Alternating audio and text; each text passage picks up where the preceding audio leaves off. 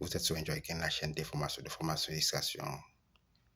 Une histoire tragique que le vedette Chouchou, attaquant l'équipe haïtienne, Nazon, 15 Nazon.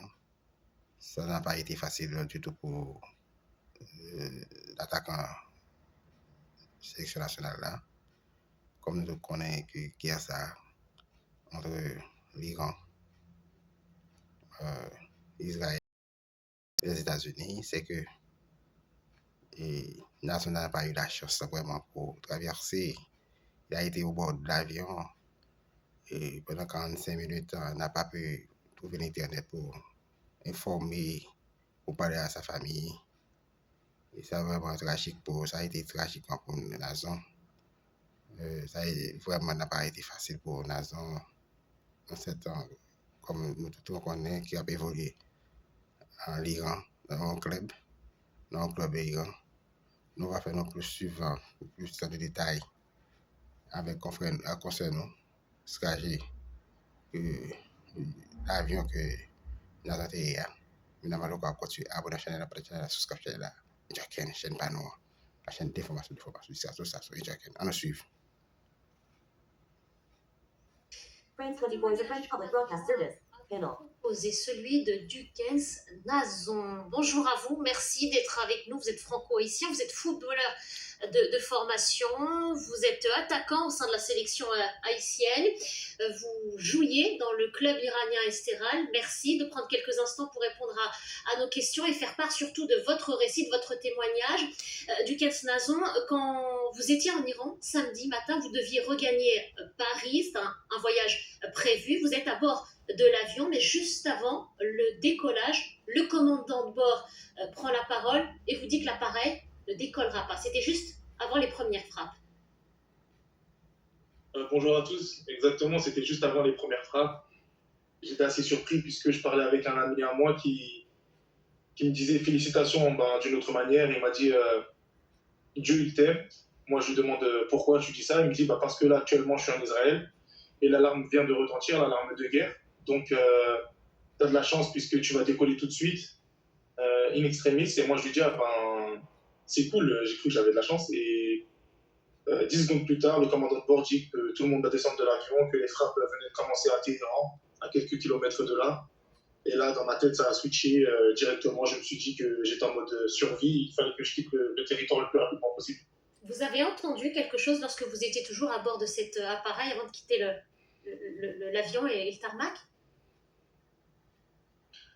J'ai pas entendu puisqu'on va dire que j'étais approximativement 45 minutes de la capitale même.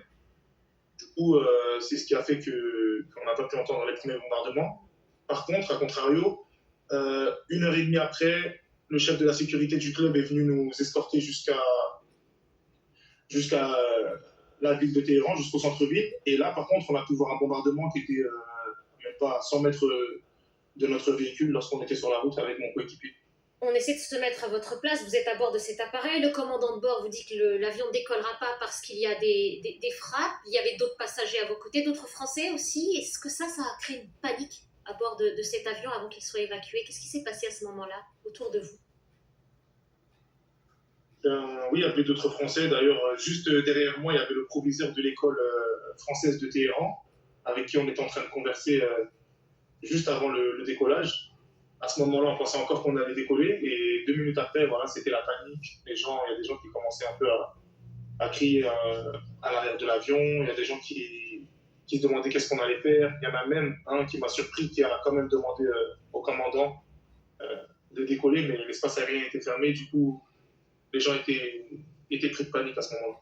Ça a dû créer une certaine nervosité, une grande inquiétude aussi. Comment est-ce que vous avez réagi? Vous avez eu peur? Vous avez pu garder votre sang-froid? Qu'est-ce qui se passe dans les secondes qui suivent? À ce moment-là, comme j'ai pu le répéter à vos confrères, c'est que je pense que ma chance, c'est que comme je joue au football, j'ai un peu l'habitude avec la pression, etc., dans les matchs et tout. Du coup, j'ai pu garder mon sang-froid, j'ai su être lucide dans ce moment. Directement, je me suis dit qu'il fallait... Parce qu'il y avait encore Internet à ce moment-là, il y avait encore Internet pendant 40-45 minutes. j'ai pu prendre une eSIM, j'ai pu contacter ma femme pour qu'elle puisse faire une demande de visa express pour l'Azerbaïdjan, puisque en ligne, on peut demander un visa qui vient en 3 heures. Et juste après ça, 45 minutes après, voilà, on n'avait plus Internet. Du coup, là, j'étais coupé du monde, plus de nouvelles de personnes pendant environ 20 heures, jusqu'à ce que je rejoigne la frontière d'Azerbaïdjan. Vous êtes parti à bord d'une voiture, vous étiez accompagné d'autres personnes? J'étais avec mon chauffeur, j'étais tout seul, moi et mon chauffeur.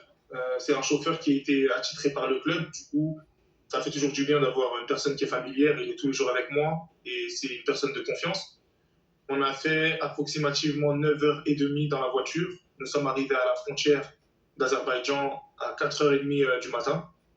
La frontière devait ouvrir justement à 8h du matin et ils ont ouvert en retard à cause des bombardements. Il y avait une panne de système. Elle a pu ouvrir à 9h. Et là, après, j'ai eu encore d'autres problèmes pour passer la frontière, mais au moins, j'étais déjà à la frontière, j'étais un peu rassuré. Malgré que après, j'ai quand même entendu la sirène de guerre retentir dans la ville où j'étais, à Astara. Donc là, je me suis dit qu'il fallait que je passe la frontière au plus vite. Vous avez dit que ce trajet avait duré plus de 9 heures, 9h30 de route précisément. Qu'est-ce que vous avez vu sur ce trajet et comment ça s'est passé ces 9h30 de route?